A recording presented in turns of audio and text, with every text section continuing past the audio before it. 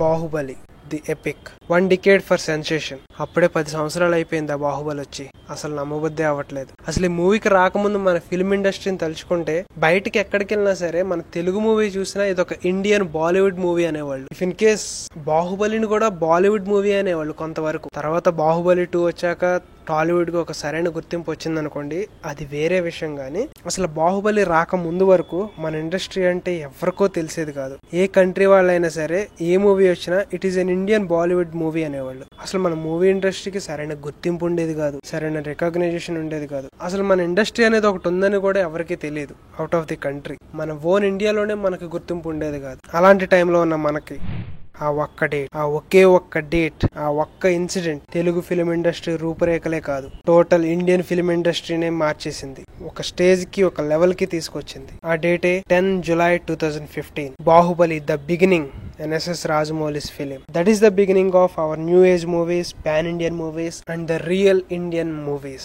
ఇప్పటికే కాదు ఎప్పటికైనా ఒకటే చెప్తాను, ఒకటే ఫ్యాక్ట్. కాబట్టి ప్రెజెంట్ మన టాలీవుడ్ ఫిలిం ఇండస్ట్రీ ఈ పొజిషన్ లో ఇంత గౌరవం పొందుతుందంటే దానికి one of the main reason SS Rajamouli గారి విజన్. ఆయన బాహుబలి అనే ఒక మూవీని స్టార్ట్ చేయకపోయి ఉంటే ఈ పాటికి మన ఫిలిం ఇండస్ట్రీ ఎలా ఉండేదో ఇప్పటికే నేను ఊహించుకోలేను. అండ్ ఆ బాహుబలి అనేది రెగ్యులర్ గా తీసిన మూవీస్ లాగా తీసిన మూవీ కాదు. దానికోసం ఎంత గ్రౌండ్ వర్క్ చేశారో చాలా మందికి తెలియదు. ఆల్మోస్ట్ 4 years సిన్స్ 2010 నుంచి ఆ మూవీ మీద డిస్కషన్స్ జరుగుతూ ఉండేది. ఆఖరికి హృతిక్ రోషన్ గారు కూడా స్టోరీ వినిపించారు ఆయనకి, ఆయన రిజెక్ట్ చేశారు. కానీ డెస్టినీ అనేది ఒకటి ఉంటుంది కదా, ఎక్కడికి తిరిగి వెళ్ళి ఎక్కడికి రావాలో దానికి బాగా తెలుసు.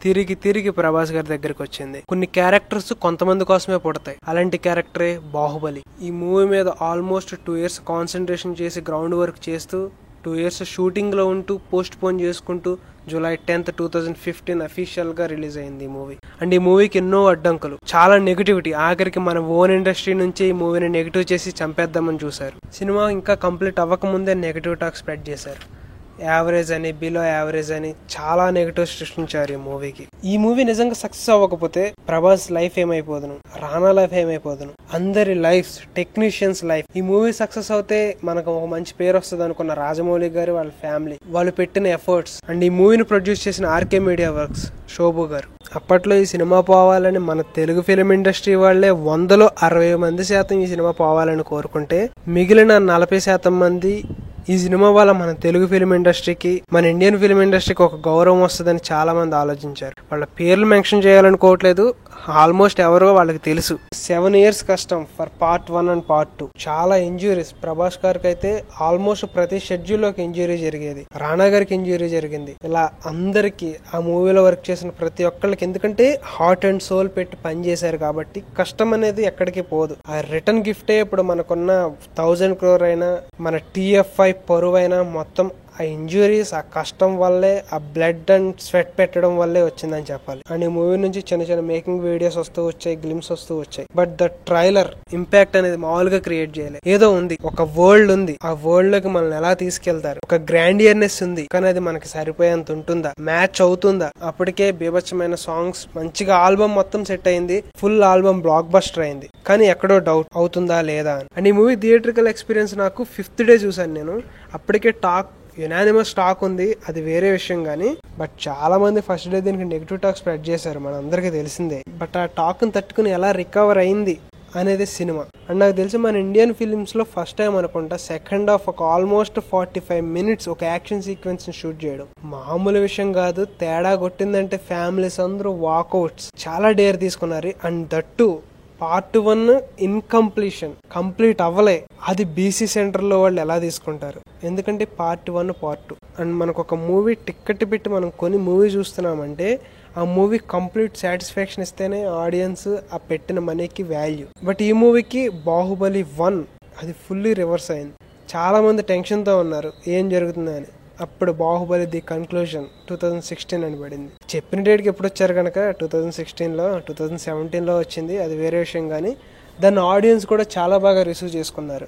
ఇన్ఫ్యాక్ట్ బాహుబలి 2కి అంత హైప్ బిల్డ్ చేసిందంటే దానికి మెయిన్ రీజన్ ఆ ఎండింగ్ అనే చెప్పాలి. అండ్ మీరు ఇంకా అబ్జర్వ్ చేస్తే దీంట్లో ఉన్న క్యారెక్టర్స్ ప్రతిదీ రూట్స్ ని చెక్ చేసుకుంటూ వెళ్తుంది.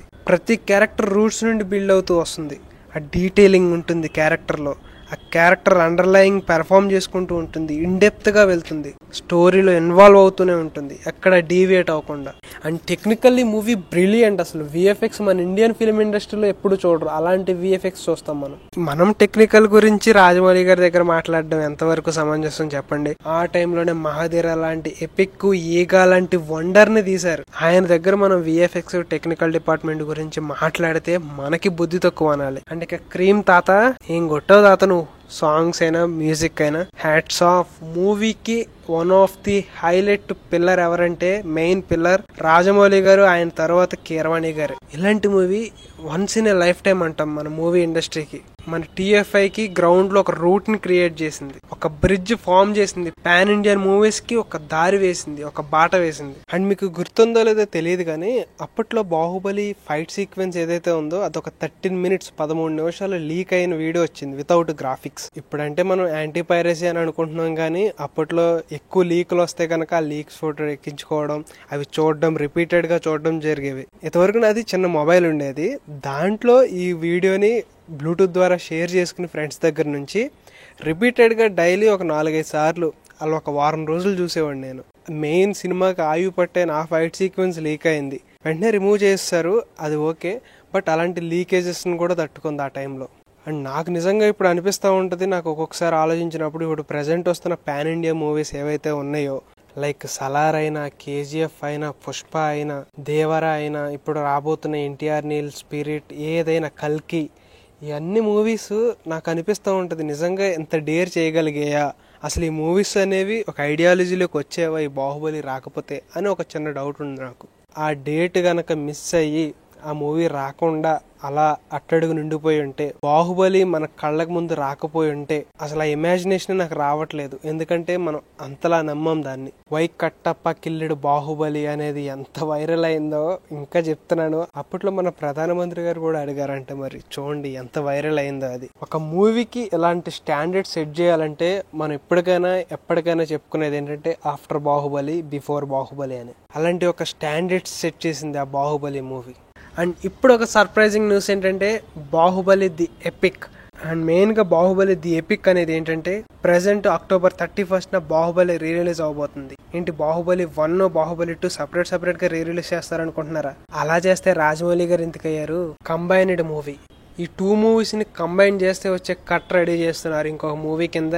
అండ్ దీంట్లో మనకు చాలా అన్సీన్స్ ఉండబోతున్నాయి. ఇప్పటి వరకు మనం చూడని సీన్స్ బాహుబలి 1 and 2లో అవన్నీ యాడ్ చేసుకుంటూ బాహుబలి 1 and 2ని కలిపి ఒక కట్ కింద రెడీ చేస్తూ టోటల్ 6 hours ఉన్న డ్యూరేషన్ ని 3 hours డ్యూరేషన్ గా మార్చి రీ రిలీజ్ చేయబోతున్నారు. అండ్ దీనికి చాలా గ్రౌండ్ వర్క్ చేస్తున్నారు ఈ మూవీకి కూడా, ఎందుకంటే అప్పట్లో రిలీజ్ ఏ రికార్డ్ ని వదలలేదు, ఇప్పుడు ఈ రీ రిలీజ్ తో ఏ రికార్డ్ ని ఉంచాలనుకోవట్లేదు. So Baahubali the epic October 31st రాబోతుంది. వరల్డ్ వైడ్ గా పాన్ ఇండియాగా రిలీజ్ అవబోతుంది. ప్రతి లాంగ్వేజ్ లో రీ రిలీజ్ ఉండబోతుంది. అన్కట్టెడ్ వెర్షన్స్ మనకి ఏమన్నా చూడని సీన్స్ ఉన్నా సరే కొత్త సీన్స్ యాడ్ అవుతాయి. దీన్ని ఒక 3 hours కింద కట్ చేసి రిలీజ్ చేయబోతున్నారు. అప్పుడే కదా రాజమౌళి గారు అనిపించుకునేది. సో ఇలాంటి movies once in a life time వస్తాయి. నేను 2 బాహుబలి 1 and 2 థియేటర్లో చూశాను. మీరు థియేటర్లో చూస్తుంటే మీ ఎక్స్పీరియన్స్ ఏంటి కింద షేర్ చేయండి. అండ్ ఫర్దర్ గా బాహుబలి ఎక్స్పీరియన్స్ ఎలా ఉంది 1 and 2 అనేది సపరేట్ వీడియో చేస్తాను. సో మీ ఎక్స్పీరియన్స్ ఏంటో కింద కామెంట్ సెక్షన్ లో కామెంట్ చేయండి. అండ్ ఈ రీ రిలీజ్ ఏదైతే ఉందో ది ఎపిక్ అన్సీన్స్ ఉంటున్నాయి కాబట్టి మీరు ఎవరో మిస్ అవ్వకండి, అన్సీన్స్ ఉంటాయి.